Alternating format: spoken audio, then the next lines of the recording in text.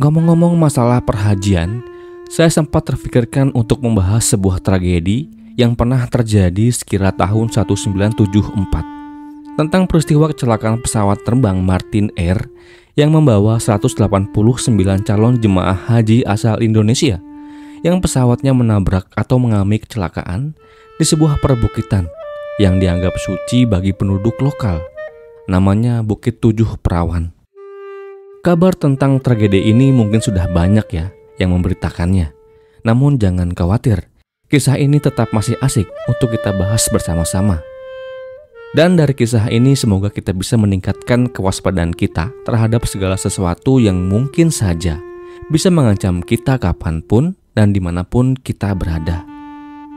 Melaksanakan ibadah haji merupakan sebuah kewajiban bagi seluruh umat muslim yang ada di muka bumi ini, khususnya bagi mereka yang mampu secara fisik, waktu, maupun biaya. Perintah tersebut turun ketika tepatnya setelah Ka'bah selesai dibangun, atau pada masa Nabi Ibrahim. Nah, sejak peristiwa tersebut, Ka'bah kemudian menjadi pusat umat muslim seluruh dunia untuk melaksanakan ibadah haji.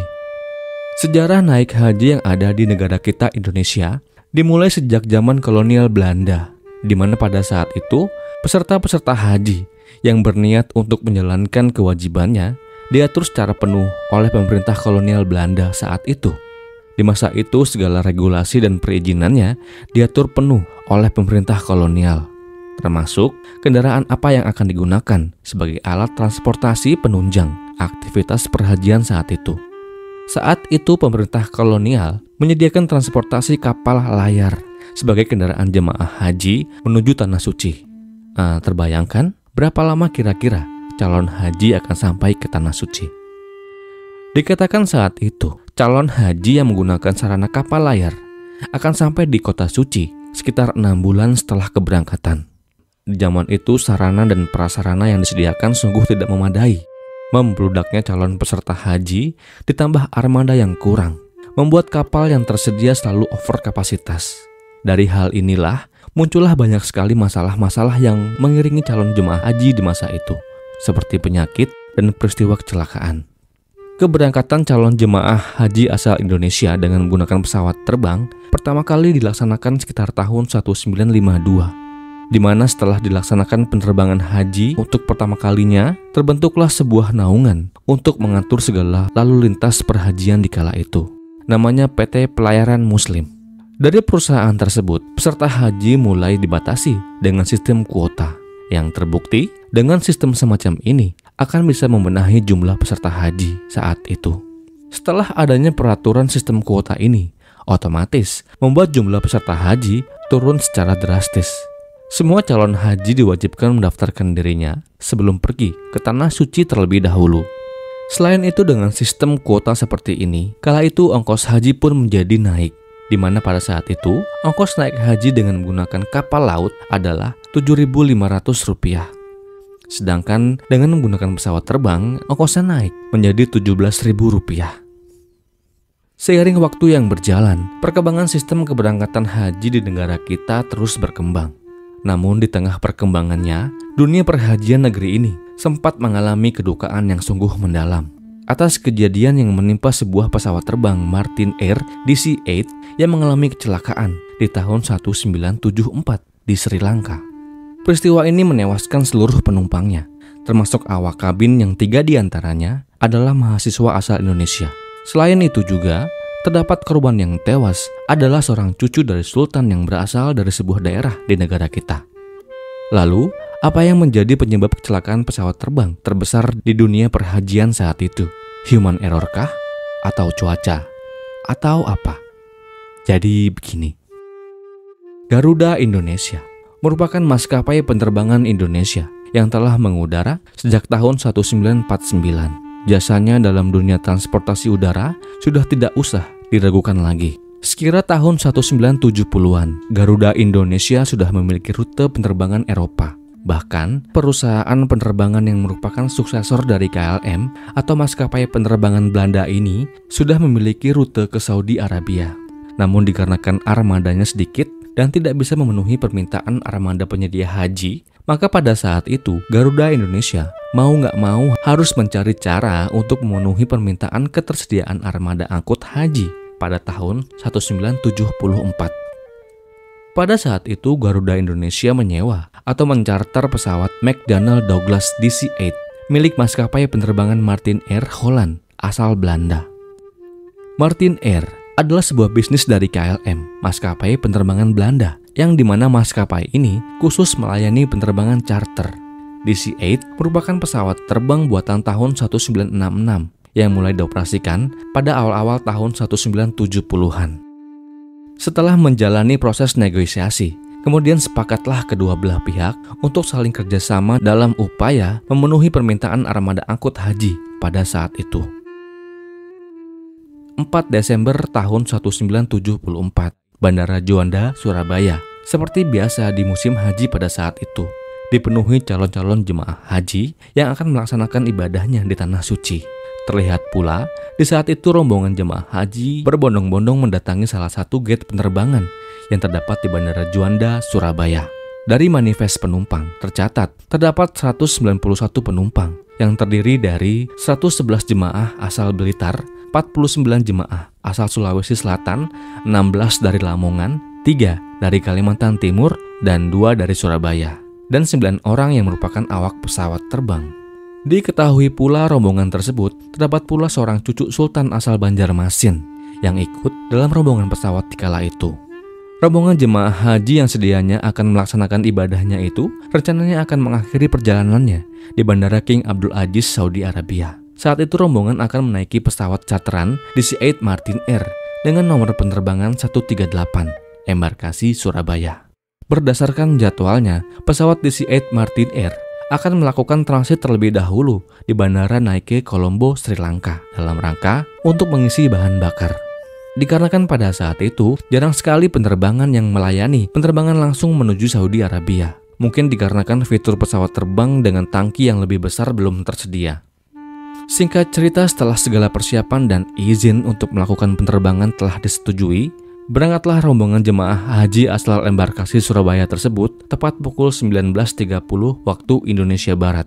Penerbangan 138 meluncur dengan mulus di landasan terbang Bandara Juanda menuju langit-langit Surabaya di malam itu. Penerbangan di malam itu normal-normal saja. Cuaca bersahabat, jarak pandang aman, dan kecepatan angin masih di batas normal. Sekira pukul 23.44 waktu Indonesia Barat, pesawat baru saja memasuki wilayah negara Sri Lanka, yang dimana DC-8 Martin Air akan segera bersiap untuk melakukan transit di Bandara Internasional Katunayake, Colombo, Sri Lanka, yang tujuannya transit adalah untuk mengisi bahan bakar. Bandara ini adalah sebuah bandara yang pada saat itu memiliki peralatan navigasi untuk mendukung segala aktivitas penerbangannya masih sangat minim. Kala itu, bandara tersebut tidak memiliki radar. Jadi untuk melakukan navigasi, pihak ATC atau Air Traffic Control hanya mengandalkan sistem navigasi berbasis radio atau yang biasa disebut dengan VOR atau Very High Frequency Omnidirectional Range. Ketika pesawat sudah memasuki wilayah Sri Lanka lebih jauh, pilot DC-8 Martin Air yang kala itu adalah warga negara Belanda yang bernama Kapten Hendrik Lem segera bersiap-siap untuk melakukan landing. Pada saat itu, pilot mengkonfirmasikan posisinya kepada pihak ATC bahwa pesawat terbang DC-8 Martin Air dengan nomor penerbangan 138 sedang berada di jarak 40 mil dari landasan dengan ketinggian 6.000 kaki. Laporan pun diterima, dan namun sayang, pihak ATC malah salah menangkap pelafalan kata 40 atau 40 dari sang pilot. Pihak ATC menangkapnya bahwa itu adalah 14 atau 14. Yang artinya bahwa pesawat DC-8 Martin Air sedang berada di jarak 14 mil dari landasan. Mendengar info yang salah tersebut, pihak ATC segera memerintahkan DC-8 Martin Air untuk segera menurunkan ketinggian pesawatnya ke 2000 kaki. Setelah perintah disampaikan kepada pilot, tak berselang lama, pihak ATC pun segera kembali menghubungi DC-8 Martin Air. Saat itu, petugas ATC pun menanyakan apakah pesawat sudah sampai ke landasan atau belum. Namun pertanyaan-pertanyaan yang dilontarkan oleh petugas ATC tidak sama sekali direspon oleh pilot DC-8 Martin Air. Ia pun panik dan berusaha berkali-kali menghubungi pilot melalui sambungan radio kala itu. Sementara itu di saat yang bersamaan, seorang petani yang tinggal di sebuah daerah perbukitan yang masih berada di wilayah Sri Lanka tiba-tiba dikagetkan dengan suara gemuruh mesin pesawat terbang yang sangat mengganggu pendengarannya saat itu. Ia pun penasaran dan segera mencari sumber suara. Dan ia pun kaget bukan main ketika saat itu kedua matanya tertuju pada sebuah objek besar berwarna putih yang ia yakini sebagai pesawat terbang. Saat itu, ia melihat pesawat itu terbang rendah dari arah timur menuju sebuah perbukitan yang saat itu terselimuti oleh kabut yang cukup tebal. Ia juga melihat pesawat tersebut sempat mencoba untuk menghindari sebuah tebing yang berada tepat di hadapannya. Dan, boom, pesawat pun akhirnya tidak bisa menghindarinya. Ia menabrak bukit, mempercikan api, terbakar dan hancur berkeping-keping. Ya, DC-8 Martin Air pesawat terbang pembawa jemaah haji asal Juanda, Surabaya, hancur berkeping-keping. Saat itu DC-8 Martin Air menabrak sebuah tebing di daerah pegunungan Maskelia. Bagi warga Sri Lanka, tebing itu dikenal dengan nama Saptakanya atau The Seven Virgins, Bukit Tujuh Perawan. Dan tentu saja, perbukitan tersebut merupakan tempat suci bagi warga Sri Lanka. Menurut agama Islam dan Kristen di sana, Bukit Saptakanya merupakan tempat di mana pertama kali Nabi Adam diturunkan. Sedangkan menurut agama Buddha, bukit tersebut terdapat jejak telapak kaki yang diyakini merupakan milik Siddhartha Buddha Gautama. Sedangkan umat Hindu meyakini bahwa jejak tersebut adalah milik Dewa Siwa. Kabar hilangnya kontak DC-8 Martin Air, pembawa kloter jemaah haji asal embarkasi Juanda, Surabaya ini sontak membuat pihak rescue kewalahan. Kesulitan utama yang dialami oleh tim penyelamat adalah medan yang sangat sulit dijangkau. Bukit Saptakanya memiliki ketinggian sekitar 2.243 meter. Tim penyelamat yang melakukan evakuasi mesti berjibaku dengan medan bebatuan granit yang sangat terjal. Maka wajar jika perbukitan Saptakanya ini belum satu kali pun disinggahi oleh manusia pada saat itu. Singkat cerita, berkat kerja keras yang tiada henti dari tim penyelamat, akhirnya tim pun berhasil mengais-ngais tubuh korban DC-8 Martin Air.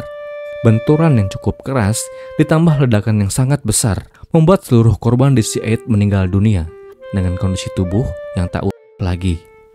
Akhirnya dengan segala keterbatasan, tim penyelamat pun mengumpulkan bagian-bagian tubuh korban. Lalu disatukanlah bagian-bagian tadi, dan setelah disatukan, bagian-bagian tubuh itu dimakamkan secara bersama-sama. Dikarenakan tidak memungkinkan untuk membawanya ke tanah air, maka pihak pemerintah Indonesia mengambil pula bagian-bagian tubuh tertentu dalam jumlah yang tidak terlalu banyak. Untuk kemudian, bagian tubuh tersebut dimakamkan di daerah Ampel, Surabaya. Untuk mengenang para korban, pemerintah setempat kemudian membangun sebuah monumen yang terbuat dari sisa ban pesawat terbang untuk mengenang para korban DC-8 Martin Air, jemaah haji asal Surabaya. Lalu, apa yang menjadi penyebab utama kecelakaan DC-8 Martin Air ini?